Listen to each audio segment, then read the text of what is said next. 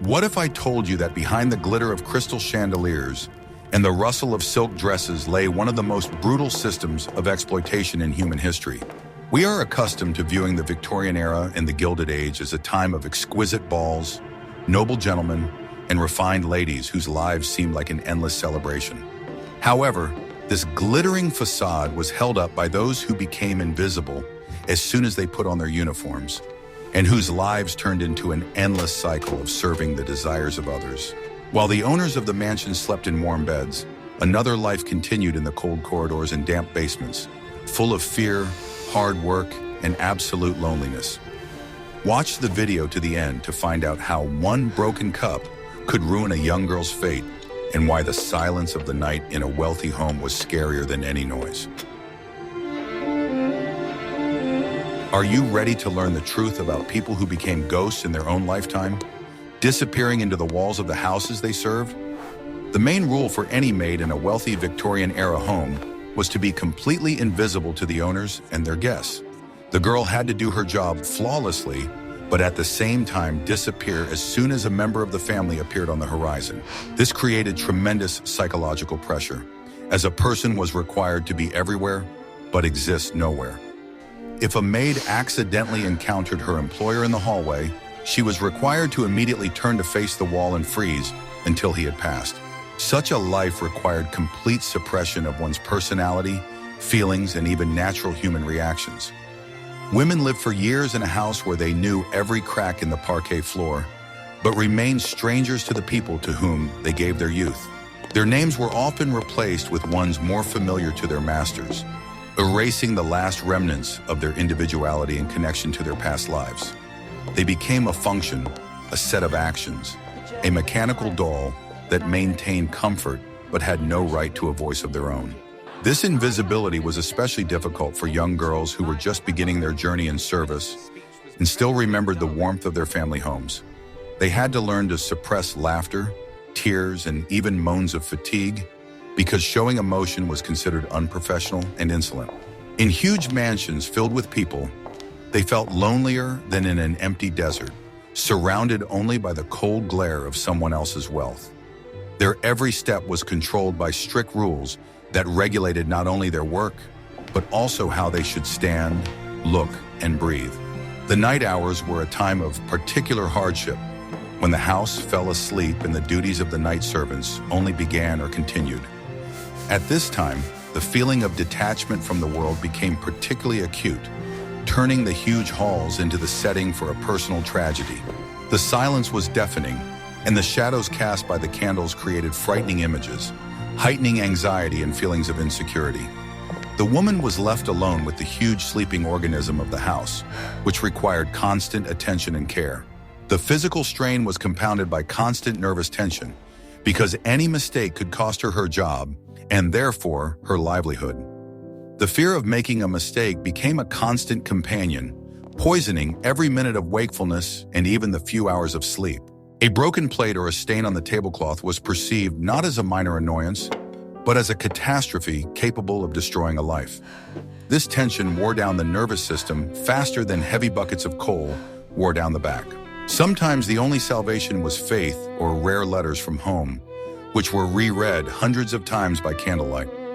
These tidbits from the past reminded them that somewhere there was a world where they were loved and awaited, although few managed to return there. Most remained hostages in golden cages, devoting their energies to maintaining a glamour that did not belong to them. I'm very interested to hear your point of view. What do you think about the price women paid for a piece of bread and a roof over their heads? Write about it in the comments. What I am about to show you is prohibited in 12 countries in terms of modern labor standards. But back then, it was the norm. The architecture of Victorian mansions was designed to separate the worlds of masters and servants as much as possible, creating two parallel realities. While the upper floors were filled with light, air, expensive carpets, and works of art, the lower floors resembled gloomy dungeons. Kitchens, pantries, and servants' quarters were often located in semi-basement rooms where the sun rarely shone. The walls here were painted in dark, practical colors so that dirt and soot from stoves and lamps would not be visible. The windows were located high under the ceiling, offering a view only of the feet of passers-by and the pavement, emphasizing the lowly position of the inhabitants. Constant dampness was a constant companion of life below, saturating clothes and bedding with the musty smell of mold.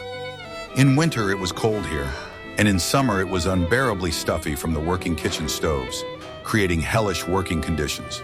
It was here, in this world hidden from view, that the real life of the house took place, ensuring its functioning. Work was in full swing here from early morning until late at night. Vegetables were cleaned, silver was polished, and linen was ironed.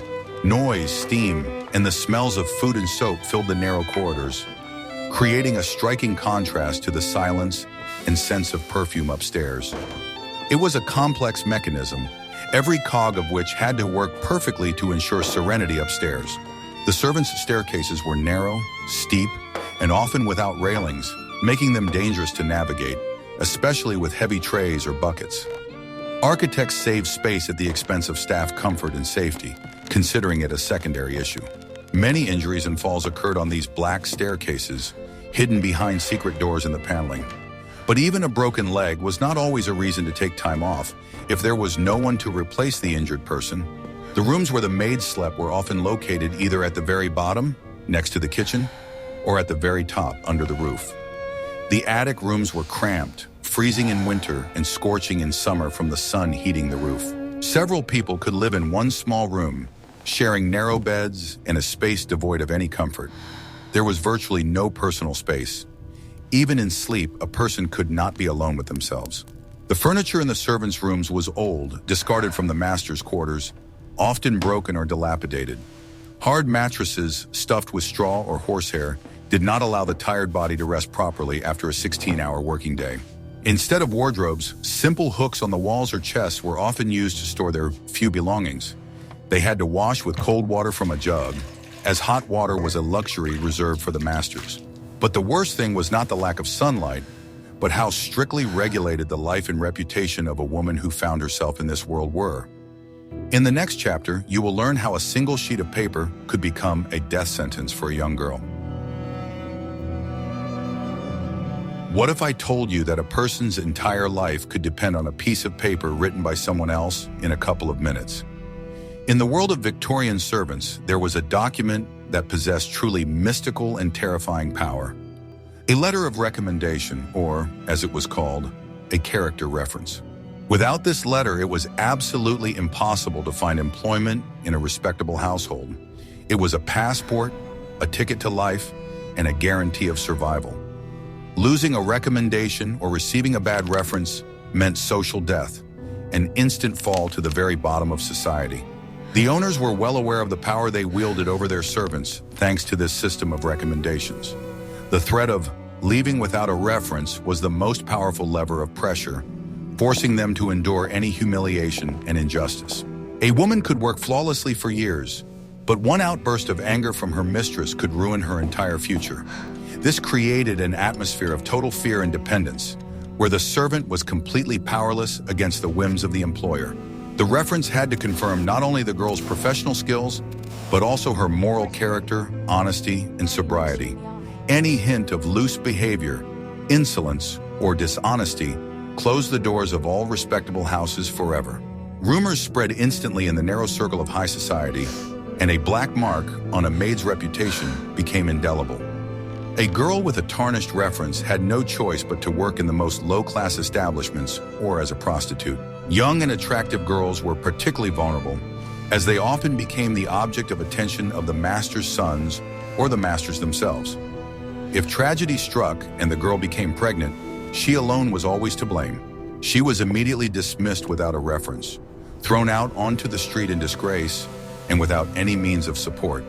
The men, meanwhile, continued their glamorous lives, bearing no responsibility for the ruined fate of the girl. Sometimes the mistresses used the reference as a way to take revenge for minor domestic grievances or simply out of a bad mood. History knows of cases when a maid was dismissed without a reference for being too beautiful or too smart. The arbitrariness of employers knew no bounds, as there were no laws protecting the rights of domestic staff. A woman was a thing that could be thrown away if she was no longer liked or became inconvenient. That is why every movement, Every word and every glance of the maid was calculated to the point of automatism. A mistake was too costly, and this cruel world gave almost no one a second chance. If this story touched you, don't forget to like it so we know that you are interested in such profound topics. The hidden truth that everyone keeps quiet about is that luxurious Victorian mansions were incredibly cold places, especially for those who worked in them. Central heating as we know it today did not exist, and the fireplaces in the master's rooms provided only local heat. The servants' quarters, especially those under the roof, were often not heated at all. In winter, the temperature in the maids' bedrooms could drop to near freezing, and the water in the wash jugs would turn to ice by morning. In the morning, long before dawn, when the house was at its coldest, the maids had to crawl out from under thin blankets. The first challenge of the day was simply to get out of bed and put on their icy uniforms with frozen fingers. A chill ran through their bodies to the bone, and there was no way to warm up until the kitchen stoves were lit. This morning, cold became the first enemy they had to fight every day, with no hope of victory. The work of maids was often associated with ice-cold water, washing floors, doing laundry, cleaning vegetables. The skin on their hands cracked, reddened, and became covered with painful sores that did not have time to heal. Washerwoman's hands, or maid's hands, were an unmistakable marker of social status that was impossible to hide. Constant contact with cold water led to chronic joint diseases that tormented women for the rest of their lives. Drafts in long corridors and on black staircases were another constant feature of these huge houses. The wind blew through the cracks, blowing out the last of the heat and bringing with it dampness and colds. Maids were forbidden to wear warm shawls or cardigans over their uniforms when they were in public. They had to look neat and strict, even if their bodies were shaking with fever. The lack of proper heating was compensated for by hard physical labor, which allowed them to warm up at least a little. Carrying heavy buckets of coal to the upper floors was not only a duty, but also a way to get the blood flowing. However, as soon as the movement stopped, the cold instantly returned, piercing the sweaty body with icy needles. This contrast between physical overheating and freezing was detrimental to health. The cold penetrated not only the body but also the soul, creating a feeling of endless winter nights. In the next chapter, you will learn how loneliness froze the hearts of these women more than any frost. Even though the house was full of people, owners, guests, and other servants, the life of a maid was permeated with a deep, existential loneliness. The strict hierarchy among the staff often prevented genuine friendship and trust. Everyone feared denunciations and intrigues. Everyone clung to their place, seeing others as potential competitors. Sincerity was a luxury that few could afford in an atmosphere of constant surveillance. The personal lives of maids were strictly controlled, and in many houses were completely forbidden. No followers was the name of the rule prohibiting men from courting maids. Dating was only possible on rare weekends, which happened once a month or even less often. This made it virtually impossible for most women to build normal relationships. The ban on marriage for domestic servants was an unspoken but strict law of the time. If a maid got married, she usually had to leave her job and the house. This presented women with a cruel choice: either work and a roof over their heads or family and uncertainty. Many chose stability, sacrificing their happiness as women for a piece of bread. In the evenings, when work was over, women were left alone with their thoughts in cramped rooms. They had no books, no entertainment, no opportunity to go out into the city and just walk around. Their world shrunk to the size of the house, which became both their workplace and their prison. The feeling of being cut off from the real life bustling outside their windows was painful. They saw the love and passions of their masters, read their letters, heard their conversations, but remained mere observers themselves. This involuntary voyeurism, living through the emotions of others instead of their own, destroyed their psyche. The woman began to live in reflected light, experiencing other people's romances as her own, because she had none of her own. This surrogate existence replaced reality, making her own emptiness even more noticeable. The absence of children and the inability to fulfill her maternal instinct was another tragedy. Nannies and governesses gave all their love to other people's children, who often forgot them as they grew up. Maids could only watch their employers' children from afar, not daring to become attached to them. The emptiness in their hearts, not filled with love for their own children, turned into a black hole over the years. What they don't want you to see are the haggard faces of women who haven't slept for days. Chronic sleep deprivation was not just an inconvenience, but a real, legalized torture for night servants. In large houses, the servant call system operated around the clock, and the bell could ring at any time of the night. The lady might want tea, she might feel stuffy or cold, or she might just need her pillow adjusted. The maid on duty had to respond instantly to each call, regardless of the time of day. Delay was punishable by a reprimand or a fine, so they had to sleep with one eye open in constant tension. This fitful, restless sleep offered no respite, turning the night into an endless wait for the signal. The brain never completely shut down, continuing to scan the silence for the sound of the bell. The working day often began at 5 or 6 in the morning and ended well after midnight, when the last gentleman went to bed. There were only 4 or 5 hours left for sleep, which was catastrophically little given such physical exertion. The body worked to exhaustion, drawing on reserves that did not have time to replenish. Young girls quickly lost their freshness, developing dark circles under their eyes and premature wrinkles. In this state of constant semi-sleep, it was easy to make a mistake. Drop a tray, mix up clothes, or give the wrong answer. Fatigue dulled attention and reaction times, making movements sluggish and clumsy. But the owners rarely made allowances for physiology, demanding alertness and quickness at all times. Yawning in the presence of the masters was considered the height of impropriety and disrespect. Sleep was a privilege of the rich, a commodity that the poor sold for pennies.